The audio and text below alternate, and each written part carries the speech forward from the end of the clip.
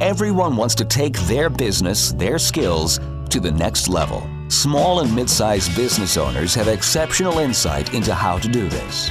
They endure and thrive because they find ways to overcome the challenges that come their way, and they can teach us valuable lessons to apply to our own companies and lives. Stephen Nooner, founder and owner of Alkali, a company with a unique process that helps businesses more effectively buy and manage their insurance programs. And Bob Gibbons, builder of Riata Commercial Realty, a real estate advisor and tenant advocate, are two prominent Metroplex businessmen who, along with their weekly guests, will ask their and your probing questions, finding impactful solutions that will help you reach for the next level. Here are your hosts, Stephen Nooner and Bob Gibbons. Welcome to The Next Level, Conversations that Propel Business. I'm your host, Stephen Nooner. Crap, don't do that again. You woke me up. I'm your other host, Bob Gibbons. Wake up. Really excited to introduce our next leveler for today. That's what you are once you come and are on the show. Congratulations. I appreciate it. My friend, Mike Kuehler, president and owner of Powder Metallurgy, is here. Powder Metallurgy specializes in manufacturing high-quality metal parts for industries as diverse as medical to automotive. So pretty diverse. They're based in Lewisville, Texas. They've been in business since 1973 and currently employ about 42 people. To learn more about Powder Metallurgy Company or Mike, please visit powdermetallurgy.com or metallurgyco.com. That's metallurgyco.com. Way to go. You got it. Can you shorten that up for me, please? Welcome, Mike. All the short ones were taken. What can I tell you? I know what you mean. I used to have my whole company name in my URL, and I changed it because it was just too long. And I still type in your old company name. It still works. Yeah. Either way. But, well, thanks for being here today. We're excited to have you. I'm excited to be here. I didn't know that I was that interesting, so I'm glad that we have this opportunity to share about how we do our stuff in Louisville. Well, we'll let our guests decide how interesting you are. Yeah, we won't exactly. pass judgment today. So we usually like to start off each show with the wisdom of others. And this week we have a quote that I'm reluctant to have Stephen read to us, but it's from Donald Trump, and this is in no way an endorsement of any kind for any candidate for political office. But it is timely. Yeah. It is, well, yeah, it's timely. It is especially timely for you, Mike. and appropriate. He says, we've got to keep factories here. It's not hard to do. Without action, pretty soon all we'll have is nursing home jobs. You know, that is interesting to me because it seems like all the different trades are going away, or at least the new people aren't coming into them. I mean, you look at truck drivers, electricians, plumbers, they're aging a lot, and other people aren't coming in as apprentices into that industry. Are you seeing that in your industry, Mike? Absolutely. The age of the apprenticeship has kind of gone away, unfortunately. It seems like at the high school level where we have the opportunity to get these kids involved in something technical, they really don't have that program in high school anymore. So you've got kids that are going to go into college level work, and you have kids that are going to be doing entry level service work. So it's a hole in our system, and it shows up on our shop floors. Where do you think the hole started? That's a great, boy. Because for a long time, I mean, that's the way that it was. And then all of a sudden now we have a hole. So it's like, oh, my goodness. Yeah. Well, I think it seems like there was a point at which it seemed like everybody had to own a house and everybody had to go to college. And I don't know why that is necessarily. I mean, there's nothing wrong with being an electrician or a plumber or anything else. I mean, I know a lot of people that they're it's great really trades. right. Yeah. well, yeah, they're great trades. They can make a lot of good money and very respectable. Wish I had that answer, Steve, but thanks for putting me on the spot. Yeah, well, we'll solve that by the end of the show. All right. Put him on the spot again. Why don't you? Bob's going to vote for Trump just so he can see what the outcome of that is. I love messing with Bob and Trump. So anyway, Mike, tell us something about yourself that maybe not everybody knows. Well, I'd kind of thought about this, and the first thing that I came up with was I love to drive a tractor. But even beyond that is I don't have a television. I haven't had a television since college. Wow. And I just had this discussion with a friend of mine yesterday at lunch, and he looked at me kind of sideways. You don't have a television. No, we don't have a television at my home.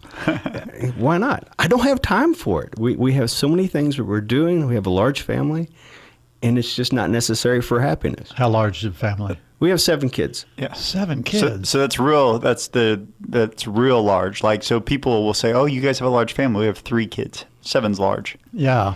Well, all right. So when I see somebody has a family that big, my first question is usually Catholic, Mormon, or homeschooled. Practicing Catholic. How's that? Oh, is there a difference? Oh, absolutely. Okay. I think we better leave that one alone. Well, just to follow up, since we're in the theme of putting you on the spot, Mike, which kid's your favorite? I have 7 kids, and so what I tell them is each kid has a day of the week. That's why you haven't had another one? That's it. That's it. Whose day is it today? Whoever's listening to the show, or? Well, we'll have to see. It depends on how they're acting, and if they ask me who's your favorite today, because it invariably comes up at dinner time. So That's funny. Well, let's get into the meat of what you do. So powder metallurgy is not something that slips off my tongue on a regular basis. So trying to prepare for this interview, I actually went to YouTube and typed it in and trying to figure out what in the world it was, and it wasn't what I thought it was. So tell us what it is. Well, what it isn't might be a better place to start. It is not powder coating. We don't paint anything. See, that's what I thought it was.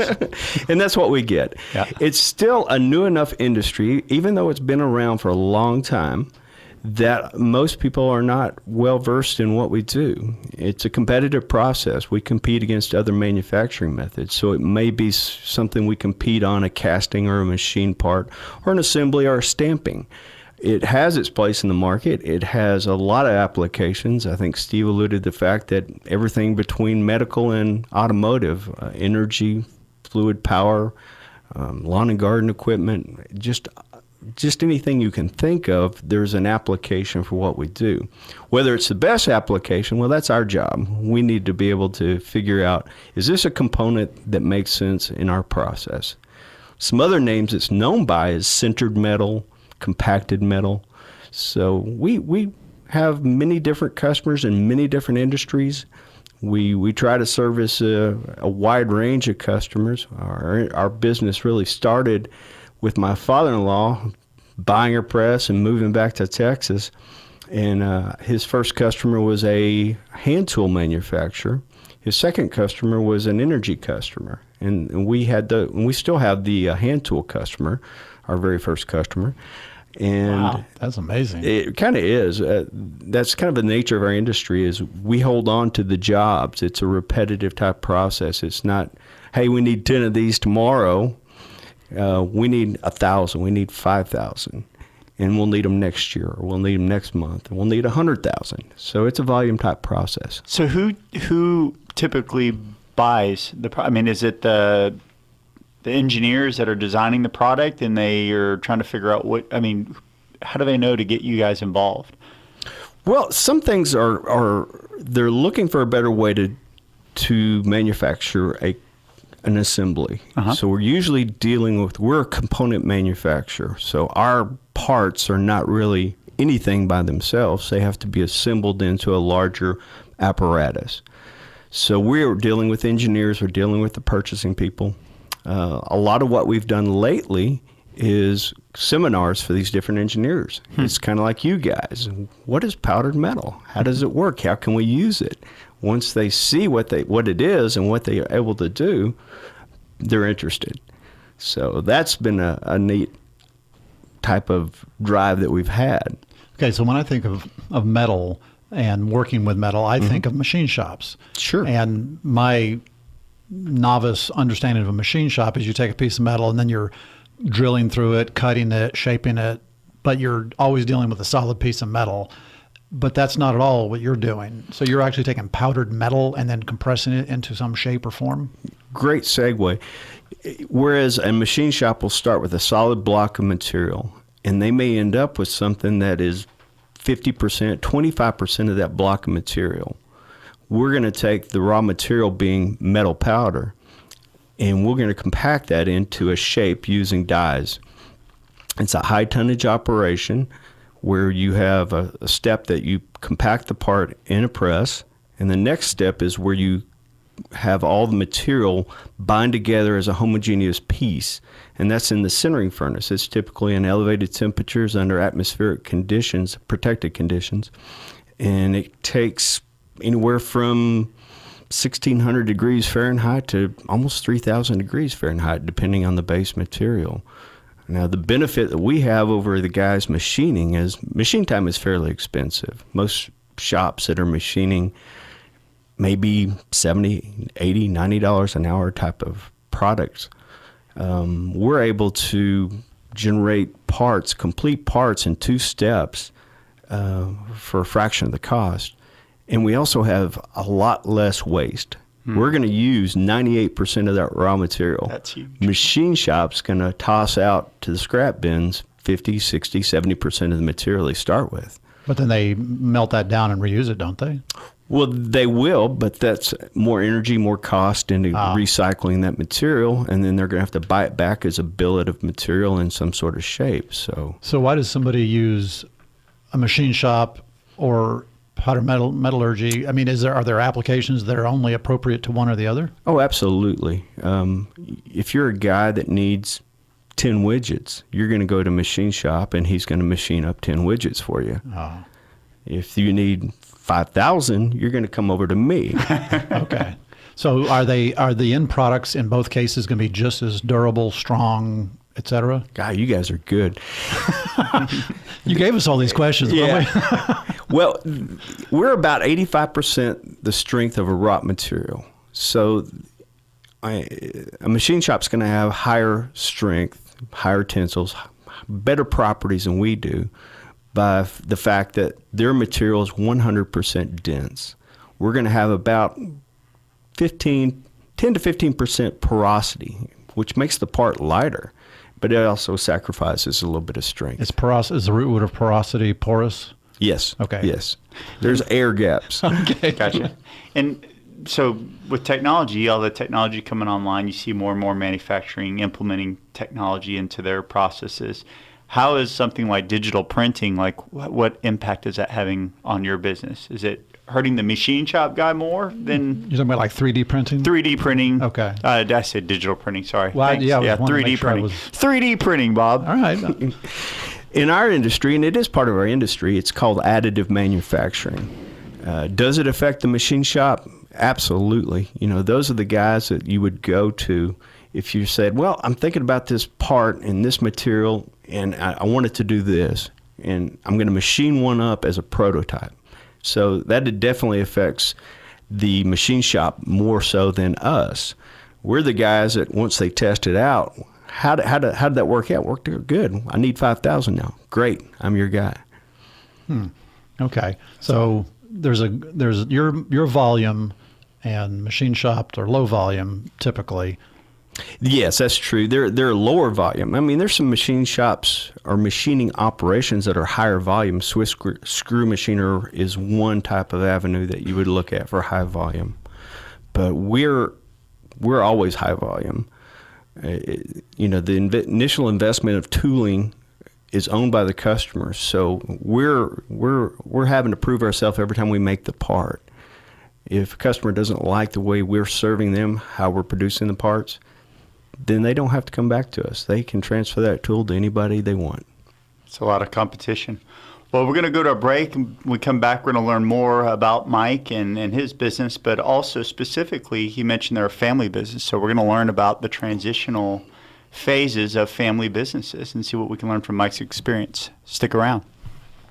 And now, Confessions of a Recovering Landlord. This is Bob Gibbons with Riata Commercial Realty, and I am your recovering landlord. After 20 years as a landlord, I now use that experience only for the benefit of companies that lease or buy office buildings and warehouses. Today's confession: knowledge is power. We all negotiate from a position of power and strength, or at least we want to. In any negotiation, the party with the most knowledge probably has the upper hand, and landlords count on this being the case whenever you're negotiating a lease, because most landlords are professional real estate investors and they hire professional leasing agents and property managers. Landlords are in the market every day negotiating leases, while tenants probably only negotiate 1, maybe 2 leases every few years. So tenants feel outgunned. Don't let landlords have all the power. As a former landlord for 20 years, I understand how landlords think and what motivates them. So let me put that knowledge and experience to work on your side of the negotiation. To learn more, contact me at texastenantrep.com. Again, that's texastenantrep.com. Have you started making plans to take your business to the next level in 2016? Hi, I'm Stephen Nooner, founder and CEO of Alkali. We have a trademark process called the Empowered Advantage that enables CEOs, business owners, and entrepreneurs to more effectively buy and manage their insurance. Before sitting down to make your plans for the new year, here are just a few things to consider. Would you say that you have an actual insurance strategy, one that you can articulate, or have you just purchased a policy here and there over the years? If you have an insurance strategy, was it discussed under the pressure of a renewal deadline or considered earlier in the year to avoid fire drill decision making? If your answer was no to either of these questions, then you may not have the right partner on your team. Visit alkaliservices.com to contact us and take the next step to a bigger and better future. My name is Adnan Patel, and I'm the managing partner at 6Red. We specialize in optimizing businesses with on-demand business software, and there is no software out there that could optimize this show. Welcome back to The Next Level, Conversations That Propel Business. We're here with our guest, Mike Kuehler. He is the president and owner of Powder Metallurgy Company, and you can learn more about them at powdermetallurgyco.com, and metallurgy is spelled METALLURGY. So glad you did that. Thank you. Yeah, I'm good at spelling. Yeah. Got my back. I appreciate it. So, Mike, how'd you get into your business? Well, I did it the old-fashioned way. I married the boss's daughter. Was that part of your business plan? All very planned. No, my wife and I met in high school, so we're high school sweethearts. I think I started working at the plant probably in the early 80s, just doing simple tasks, rebuilding equipment, operating equipment, and that's kind of where I started. So were you interested in the business or the girl first? Oh, absolutely, the girl. There's only one answer to that. So the girl, and then you started doing some work. How does that evolve? I'm working in here for my father-in-law. How does that become You're the owner. You're the owner. Right. You're the guy. It was an evolution. My wife had co-opted with what was General Dynamics back when we were in college. And so every time that she came back to work, I would come back to work at the plant. Uh-huh. And once we graduated, we made the decision that this is a family-owned business, and they do have some employees that have been retained for a while. And I'm the new guy on the street, and it just didn't feel right at the time to go right to work for the family business. Mm-hmm. So we decided collectively that the best opportunity for me would be with another company, which was nice. It was nice to have that experience of working for somebody else. Sure. Competitive type company or just a totally different industry? Totally different industry. Yeah, it was not the industry of powder metal. It was more of a supply and engineering type of company. So we did that for 3 years before we returned to the company, and it was the right timing. My mother-in-law and father-in-law had a succession plan. I didn't know about it, but they did. And you were it? I was it. Glad that worked out for him. I thought you were going to say it didn't work out, so you were the next best choice. Always the second. But I wanted to have something that I could bring to the company, and I felt like I had some additional experiences. So when we showed back up, the timing was right. We had just had our first child, and it was a nice time to start allowing my in-laws to do what they wanted to do. Yeah, the funniest thing that I remember is this wasn't right off the bat. I think I started acquiring ownership in the 90s, but my father-in-law and mother-in-law had left for a trip, and when they left, he said, go ahead and move my office and you move down here. It wasn't hey, you're now the president or vice president or whatever, but just kind of move me around because I don't want to be here as much. Well, not only did we do all this while they were gone, but he never came back. And so the handwriting was on the wall. My father-in-law, he would work from sun up to sundown at the business. He was really driven by the business, and he developed the business, and he's been great to work with. We live next door to my mother-in-law and father-in-law, so we obviously get along very well.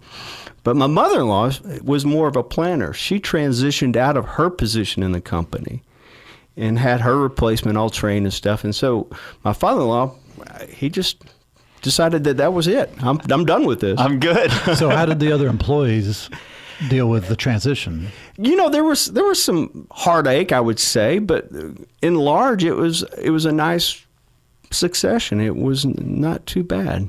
Good. Some of those long-term people. Yeah, there were a few that felt like they had it coming. Yeah. Maybe a little entitlement. I'm not sure. And were you able to keep a lot of them, or some of them have to go? Or no, in fact, we've got an employee that was the second employee ever hired, still working with us. So yeah, That's we were incredible. able to retain a lot of them. That's awesome. Yeah, so there's a lot of risks as you go through this. Tell us one of your scariest risks. Oh my gosh, my mother-in-law and father-in-law had always been cash-based. I think the only time they ever took out a loan was when they bought the buildings. Wow. So when it came time for me to do something, I was looking to make my mark, so to speak, and I had to go to the bank when I needed a new piece of equipment. And this new piece of equipment was, it was the cost of a house, literally. And Good house or a bad house? my first house, anyways. We wanted to start doing some additional work, and this piece of equipment, which was a nice press, a new press. We'd never bought a new piece of equipment. It was always used that we rebuild and were able to pay for. So the risk was very low. So we did take out the loan, and the job turned out to be a great success. We ran the job for probably 10 years. And it paid for that piece of equipment. The equipment's still on the shop floor, still doing a great job. So it was scary, no doubt about it. Very nice. So have you had to do that again, and it's not as scary now, or was that like kind of we did it all in, we survived that, and then now we're back to cash? Well, there's been other opportunities. We try to make sure that these opportunities are real and that do have legs to them. Sure. I don't know that I've taken a whole lot of loans out. We're kind of loan free, and that's kind of the way we like to be. I think it was cool before Dave Ramsey made it cool to be on the no debt track. It's a beautiful thing. It is. So in your industry, tell us about some of the major threats or risks coming to the industry as a whole. Yeah, that's a great one. The first thing that came to my mind was overseas competition, because in our industry I've seen a lot of work go overseas, but I thought, well, that's just a symptom. That's really not the cause. The cause is our own government. And it's overreach that we're seeing in manufacturing and in just many different facets of life. It could be OSHA, it could be the EPA, it could be our tax system. All these things are making it so difficult for business to be competitive that it's driving business overseas. Yeah, I was reading, there's billions of dollars being invested in Mexico by American companies, and just building huge manufacturing facilities there. And it's kind of crazy because that all these regulations that you guys have to comply with, that's not going on down in Mexico. Oh, absolutely not. You think about how much, if I sat down and calculate how much time am I spending just meeting requirements of our government at tax time, for the EPA, for OSHA, it's just 1 million man hours. It's really, really overreaching at this point. And, everybody gets excited about it, but until Oreo moves down to Mexico and makes a big deal about it, everybody says, "Oh, well, Oreo, that's an American icon. They can't go to Mexico." Yeah. For so many years, we always heard that the reason companies were moving out was because of the labor costs. Right. But we're not hearing labor costs as much anymore. We're hearing taxes. Income tax to companies is the biggest thing we're hearing lately. But, regulations is certainly a big one. Hearing a lot of our clients, we deal with some large manufacturing clients, and is Obamacare too, or Affordable Care Act, whatever you want to call it. That adds to labor costs technically, and we're seeing, that creating a lot of challenges. And people that have employed people I've seen that, care about their people. I mean, they are having to look at equipment and, how do we stay viable and competitive? Yeah. I mean, if you're not able to offer health insurance, you're definitely reducing the pool of people that you can draw from. So you've got a choice at 50 and under. You can provide health insurance or you cannot. Yep. It's tough stuff. And so, labor costs, that's, I think, part of it, but you could call that a tax. I mean, depending on how you want to position it, right? Because if you don't offer it and you get over a certain size, then that now becomes not labor costs, it's a tax, but it adds to your labor costs. So Mike, you were talking about how your in-laws had a succession plan that you ended up being a part of, even though you didn't know it at the time. Do you have a succession plan in place? I'm 52 years old now, and I don't have I do not have. Can't take it with you, Mike. I don't know of anything else I'd like to do right now more than what I'm doing. But being 52 years old, I want to go ahead and start thinking about what's the next step. Who's going to take this thing on? I'd love for it to remain a family business. Unfortunately, I do have 7 children to choose from. Back to your favorite. Yeah, back to the favorite of that day. It's Wednesday. Yeah. So, in all practicality, it should be one of those guys. But I don't know that we're large enough and to bring in more than one child. And it also, we've seen some negative ramifications of having more than one child in a business. Mm-hmm. It might kill a family, but it could also kill the business. So you got to be careful. Have your kids shown any interest? Oh, absolutely. The kids have worked at the shop since they've been old enough to shadow the doors. So how old are they now? The oldest is 25 and out on his own and married and about to make me a granddaddy. Oh, congratulations. Thank you. And the youngest is 8. So we have a wide range of candidates. So going through the experience you went through, is there anything that you want to repeat? I mean, like a lesson learned in a transition? You going to bring your son in, tell him to move your office one day and just not show up? Or is there anything that went well that you know you want to repeat when you do it this time? So much of what I learned was all good material. He held my hand a lot through the process of learning the business, and whether I knew it was part of the succession plan or not, it really was. Mm-hmm. You can't learn it all. You'll never be finished learning. Would I do anything different? Yeah, I think I'd be more structured. Mm-hmm. I think I would have a plan, a probably written plan. We encourage our kids to write down their goals and to have a look at them. And so I think I'd be a little more formal in that. So what do the next 3 to 5 years look like for your company? Well, we've got a great base to work from. We're down right now from the prospects of energy is really slow. With the oil field has just been decimated by the price of oil. Mm-hmm. And that's affected our business somewhat. But we're diversified, and it's been very nice to have that diversification for these other types of businesses to pick up the slack. So our 3 to 5 year plan is to get the best people that we can trained, retain them, and to grow the business that we have. We're actively looking for new business. So we want to continue to bring in other industries that we may not have identified yet as a good candidate. One quick question I just thought of. I've toured a plastics plant, and they do a lot of injection molding and stuff. Are there applications where you compete with plastics? Not really. Not really. Plastics is everywhere. It's a industry that has its place in this world. But for mechanical properties, the metal is much more stronger. It's in a word. Well, Mike, thank you for coming today. I'd like to also thank our audience. Bob, I appreciate you spelling things. Occasionally. If you'd like to connect or get in touch with Mike, please visit powdermetallurgyco.com. It'd be nice if I could even say it. Since you can't say it, why don't you just spell it? METALLURGYCO.com. If you want to connect with the show, nextlevelshow.com, Facebook. If you heard something or you know someone that might benefit from hearing about Mike or Powder, Metallurgy, please help spread the word. See you next By all week. means. Have a great week.